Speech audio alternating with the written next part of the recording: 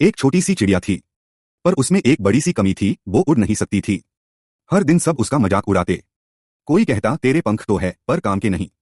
लेकिन एक दिन उसने फैसला किया, मैं हार नहीं मानूंगी। वो रोज छोटी छोटी चले लगाई। पट्टे से उठी फिर जमीन से। हर बार गिरती लेकिन रुकती नहीं। दिन बीत गए, महीने गुजरे। और फिर एक सुबह जब सूरज उगा, वो चिड़िया आसमां में थी। उसने अपने पंखों से सिर्फ हवा नहीं, अपनी तकदीर को छू लिया था।